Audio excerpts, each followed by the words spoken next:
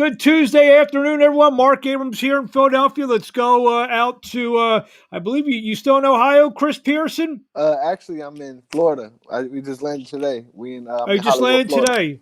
Yes, You're at sir. the Seminole Hard Rock Hotel Casino, where this Saturday night you take on Carlos Gongora for the IBF Super Middleweight Championship of the World. Uh, Chris, we're a few days out. How you yeah, feeling? I feel excellent, man. I'm ready to go, bro. It's been a long time coming, and I'm ready to take advantage of this opportunity. There's a great opportunity on the heels of three straight wins. We'll get into that in a second. Carlos Gongora coming off a big win himself and a big knockout Yeah. as an underdog in his last fight. What's your thoughts on him? I actually believe that Carlos Gongora is out of all the champions at 168. The only person I would say is clearly better is Canelo. I think he's right up there with the top guys. So beating him will put me where I need to be, where I deserve to be, and where I want to be. So I give him a lot of respect, a lot of credit, but I also know that I feel like I'm the better fighter, and I look forward to showing that Saturday night. Did you his last fight? Obviously, he was in the ring with Akhmedov. It was a great fight. He got the 12th round knockout. What did you see in that fight? Not giving much, not to give anything away from what you're going to be trying to do on Saturday. But Yeah, yeah, yeah.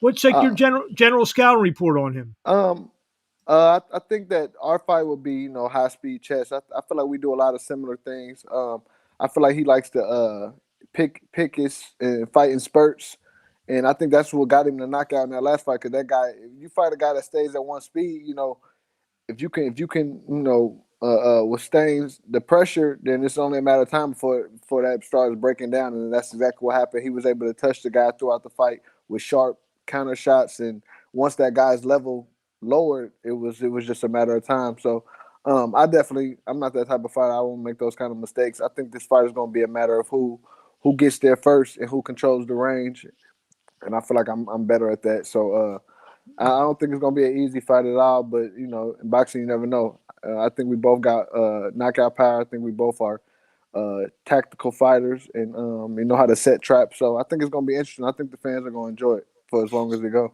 So do you for lack of a better, you're going to try to make him fight more than spurts, I would imagine.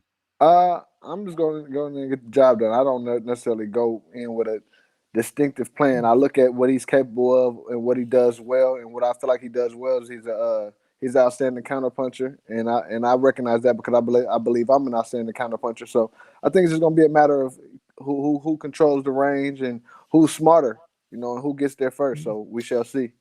You're on a, like we mentioned before, a nice three fight winning streak that catapults you into this opportunity.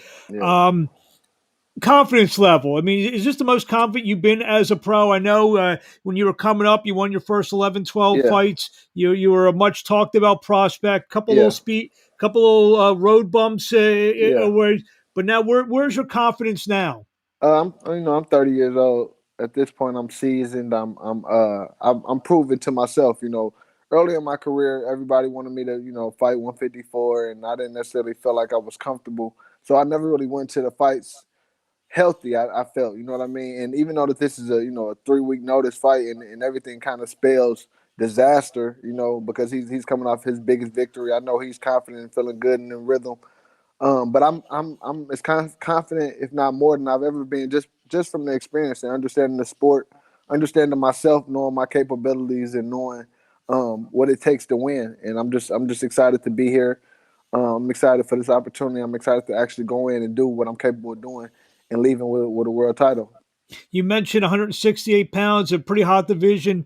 Canelo, you mentioned that you think he's better than a guy like Caleb Plant, maybe better than Benavidez. Some of these other guys. Yeah. You feel that you know, especially with a win on Saturday, there's some very lucrative opportunities for you. Oh yeah, absolutely, absolutely. Anytime you become a world champion, no matter the weight, especially around the middleweight division, light heavyweight division, super welterweight division, you're gonna cash in because there's so many talented fighters, and I feel like we are the divisions where we got one punch knockout power, we got the speed of the little guys, we got the punching output of the little guys, and a knockout power like the heavyweight. So it's like you can pick your poison at this weight. It's dangerous for fighters, but that's why I feel like it is so lucrative at these type of weights because, you know, who don't want to see a guy like Canelo or a guy like myself or a guy like Carlos or a guy like Caleb or Benavidez who's capable of, you know, ending the night early or capable of boxing phenomenally for 12 rounds. So I think this is a great time for the sport and a great time for the division for sure. You mentioned that you feel this turnaround is based a lot on maturity and being 30 years old, and just but was there a time, a day where where the light went off in your head, and that kind of seemed to change for you? It was just really, it's unfortunate that our greatest lessons are learned through hardships. You know what I mean? I think just going through all the ups and downs inside the ring, outside the ring, family issues, personal issues, and just kind of understanding that, God is in control and things might not always look the best. But if you got faith and you believe in Him and you do your part and put the work in, He always comes through for me. For personally, I can only speak for myself, but I watch how the good Lord work His magic. So when I got this opportunity, when it was brought to me, it was a no brainer because at this point, I'm a fighter. Fighters fight, and I've been in the gym, so it's not like they caught me coming off the couch or nothing. I've been doing what I need to do. So this is an opportunity to cash in on my lifelong dream of being a world champion and to prove a lot of people wrong because I know coming in, feel me, last minute notice, different coaches and the highest weight I fought at. I know what it looked like on paper. I know what it spells out on paper, but I'm a different kind of competitor. So I look forward to showing that. If I would have talked to you a day or two after that second loss, yeah, and said, you know what, Chris, in 3 fights you're going to be fighting for a super middleweight world title, what would you have said to me? To be honest, I wouldn't have necessarily been surprised because I've already I've always felt like I was one of the best fighters, and a lot of my shortcomings just came was self inflicted. So even with the Delos fight and the Eric Walker fight, those guys made a career off of beating me, and I wasn't even thinking about them. I was living like I was Floyd, you know what I mean, which was a big mistake because my focus was not there.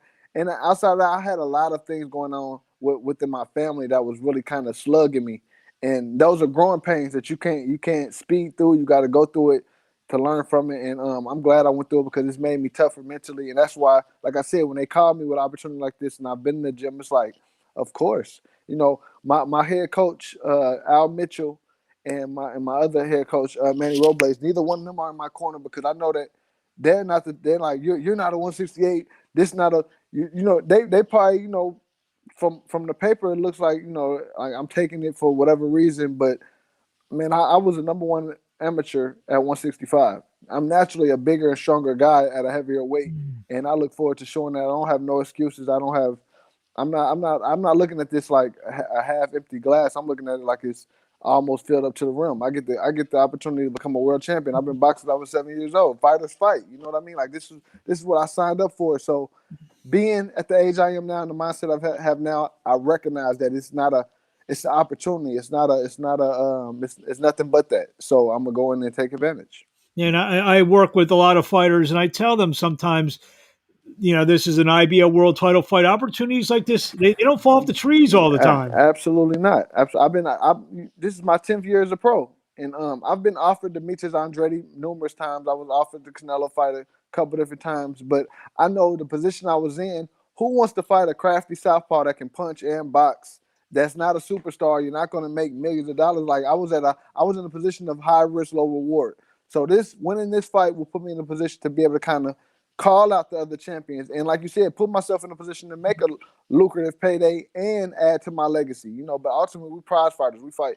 This is about the money. You feel me? And as much as it is about the legacy, the bigger, better legacy you have, the more money you make it. So it all go hand to hand, and I understand that. So I knew that God forbid you take a loss or whatever the case. I know that I can't afford not to look good. You know what I mean? So, and I know that a lot of things are against me, but at the same time, I feel like I thrive in these situations. The Yamaguchi fight is a perfect example. Like, and then you think about Eric Walker and the Justin Delos fight. I had plenty of time to train. Everything was kind of in my favor, and I folded on myself just not living right. You know what I mean? I think it's just I think this just I'm orchestrated to be a testimony. I think that's what the good Lord is doing, and giving me opportunity to be a testimony. And I'm gonna go in there and fight my heart out and use the gifts that I've been blessed with and try to become a world champion. Simple as that. You mentioned Demetrius Andrade. Obviously, he's fighting the main event of the show Saturday night. Yeah, He's flirted with 168 pounds. He said he yeah. would fight. He would move up to fight Saunders if that opportunity presented himself. Is this a situation where you win, you do what you need to do Saturday night, and you're going to run out there and possibly scout out a future opponent? Hey, real quick. So is Saunders has the belt at 68 as well? Yeah. Yes. Okay, so I left him out. So ultimately at Yeah. I left him 168, out too. at 168, I feel like it goes Canelo, Saunders, and then I will put Carlos Gongora before Even Caleb Plant. Plant and Wow. and now Benavidez is a bad boy. You feel Mhm. me? He can punch with both hands, and I think that if those two were to fight, you know what I mean. I think Benavidez is might not be as technically sound or much of a boxer as Carlos, but I think that Benavidez has that it factor. So that's how I would rank it. I would go Saunders, Canelo, Carlos Gongora, Benavidez, and Caleb Plant. You mean Now, Canelo? You mean Canelo Saunders? yeah, Yeah. yeah. You feel me? A1 and AB. But to answer your question about Demetrius Andrade, I don't have my eyes on Demetrius Andrade at all, because when I was offered that fight 2 different occasions, I said hell yeah. As soon as they offered it and it folded, it fell through. So I don't have no concerns about Demetrius Andrade. He's a middleweight, and right now I'm a super middleweight. So Yeah. I win this fight.